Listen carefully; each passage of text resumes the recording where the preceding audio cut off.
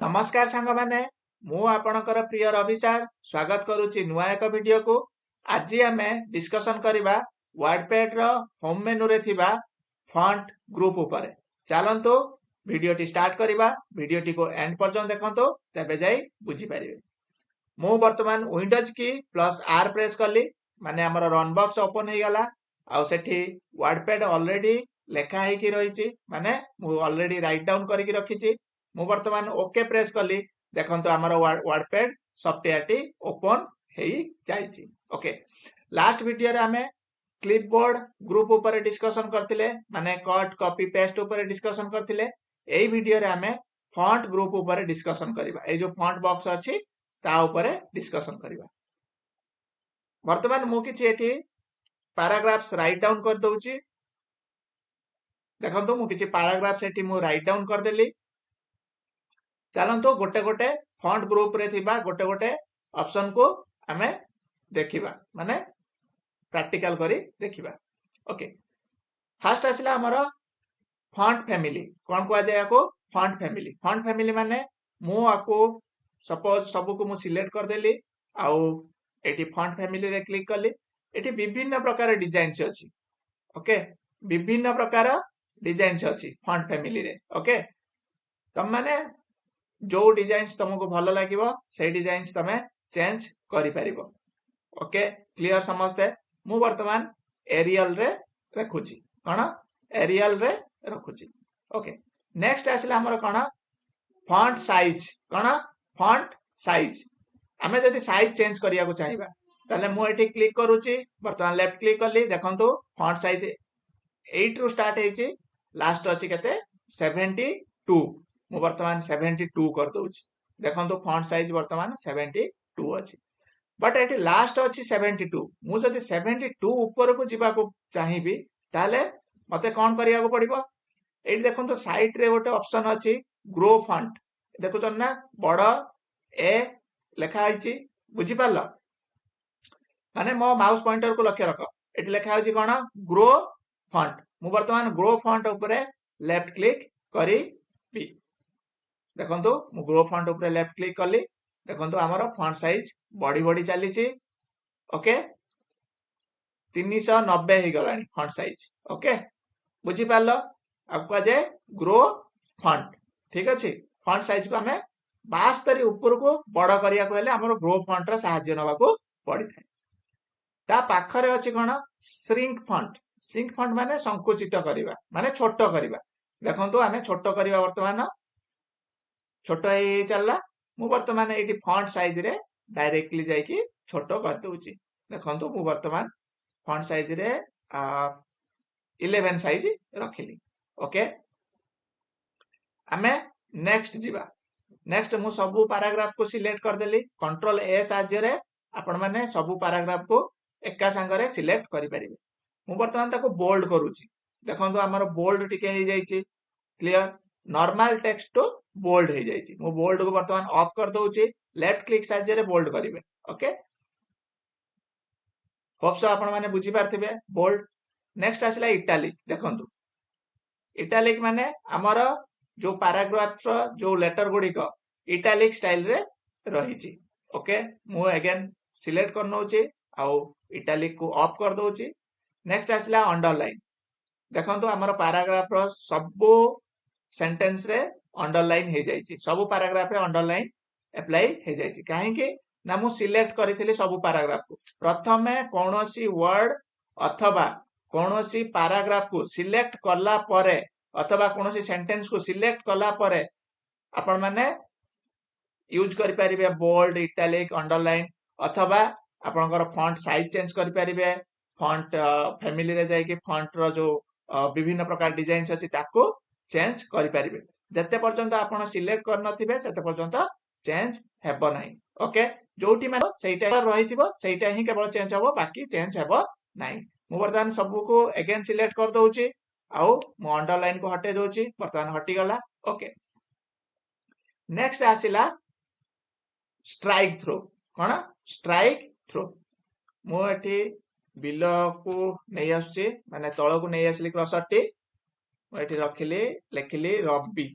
Okay मुझे कौन लिखिली रवि मको डबल क्लिक साहाय्य सिलेक्ट करदेली वर्तमान मु स्ट्राइक थ्रो ऊपर लेफ्ट क्लिक कली कौन कली स्ट्राइक थ्रो ऊपर लेफ्ट क्लिक कली माने रवि स्पेलिंग टी मिस्टेक अछि अथवा रवि लेखाटी भूल अछि किंतु मु देखेबा को चाहूची एटा भूल अछि बोली तो स्ट्राइक थ्रो रो हमें साहाय्य नहीं थाउ क्लियर समझते बुझी पारलो मु अगेन सिलेक्ट करी कि स्ट्राइक थ्रो ऊपर लेफ्ट क्लिक कली आ देखंदा हम स्ट्राइक थ्रो टी हटी जाईची ओके होप सो आपण माने बुझी पारथिबे नेक्स्ट हमें जिबा सबस्क्रिप्ट कौन सबस्क्रिप्ट कौन आपण माने जानी थिबे सपोज मु सल्फ्यूरिक एसिड रो वर्तमान फार्मूला लिखिबी कौन लिखिबी सल्फ्यूरिक एसिड रो फार्मूला H2SO4 मु वर्तमान सल्फ्यूरिक एसिड रो फार्मूला लिखिली मु आपको टिके बड़ कर दोची आपण मानकु इजी हबो विजिबल हेबा पई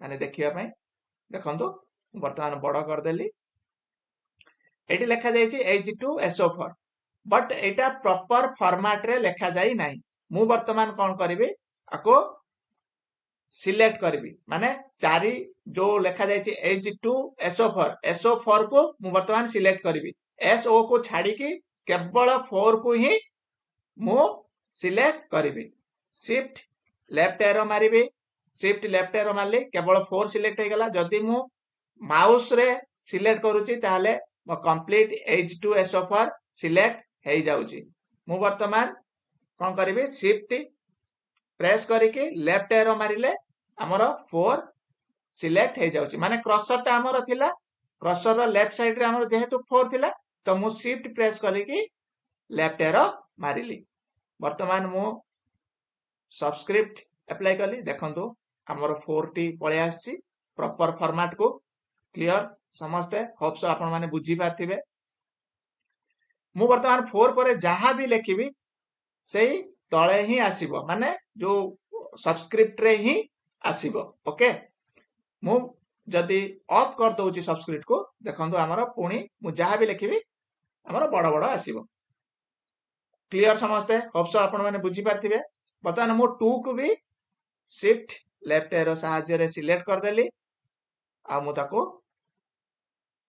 सबस्क्रिप्ट कर देली ओके लेफ्ट एरो माने बुझी पारथुबो धर जो मु एठी राइट साइड रे क्रसर रखिली शिफ्ट राइट एरो हेले सिलेक्ट हबो मु जो साइड रे क्रसर रखिथिबी सेही अनुसार मु शिफ्ट आ लेफ्ट एरो अथवा राइट एरो मु यूज करिवि क्लियर समझते वर्तमान हमें एटा सबस्क्रिप्ट अप्लाई करिलु H2SO4 रे नेक्स्ट हमें जिबा कोन मु वर्तमान सबस्क्रिप्ट को ऑफ कर दोची नेक्स्ट हमें जिबा सुपरस्क्रिप्ट कोन आसिला एठी ता पाखर अछि कोन सुपरस्क्रिप्ट आपण माने जानि थिबे a + b रो होल स्क्वायर हमें लेखिबा केमती लेखिबा मु वर्तमान कोन करिवि a लेखिली प्लस b लेखिली ओके मु ब्रैकेट दे देली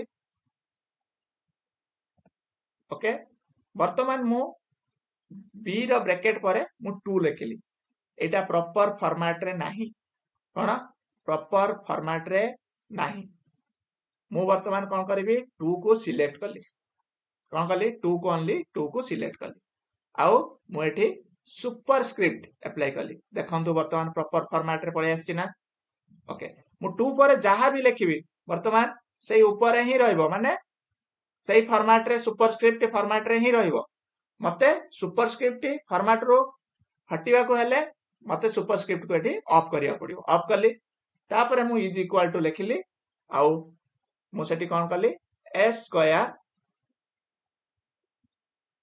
लिखिली plus b square plus 2ab लिखिली बट एठी जो a स्क्वायर प्रॉपर फॉर्मेट रे नाही मु अगेन 2 को सिलेक्ट कली 2 को सिलेक्ट कला परे मु एठी सुपरस्क्रिप्ट कली ओके b रे एठी मु 2 को सिलेक्ट कली ओके सुपरस्क्रिप्ट कली क्लियर समझते बुझी पारथिबो ऑप्शन आपण माने बुझी पारथिबे ओके सबस्क्रिप्ट सुपरस्क्रिप्ट भलो की टिके प्रैक्टिस करिवो पिला माने एटा प्रैक्टिस करले ही तम माने बुझी पारिवो ओके नहले बुझी पारिबो नाही ओके बारंबार वीडियो देखि तुम मैंने प्रैक्टिस करि परिबो। नेक्स्ट आमे जिबा टेक्स्ट कलर। कौन टेक्स्ट कलर मु वर्तमान सिलेक्ट कली ए पैराग्राफ टी को सिलेक्ट कली देखंतु गोटे पैराग्राफ प्रथम पैराग्राफ टी को मु सिलेक्ट कली मु सेठी कोन करबी टेक्स्ट कलर देबी मु कोन कली रेड कलर देली देखंतु प्रथम पैराग्राफ टी हमर रेड कलर हे जायछि टेक्स्ट कलर द्वितीय पैराग्राफ टी को मु सिलेक्ट कली मु सेठी ग्रीन कलर देली देखंतु हमर द्वितीय पैराग्राफ टी ग्रीन कलर हे जायछि मु तृतीय पैराग्राफ टी को सिलेक्ट कली आउ मु अन्य किछि गुटे कलर देली पर्पल कलर देली देखंतु तीनटा पैराग्राफ अलग अलग कलर हेछि माने सेटा हमु को जाय टेक्स्ट कलर आमे कोनोसी टेक्स्ट को जदी कलर करिया को चाहूचो ताले आमे टेक्स्ट कलर अप्लाई करिबा क्लियर समझते।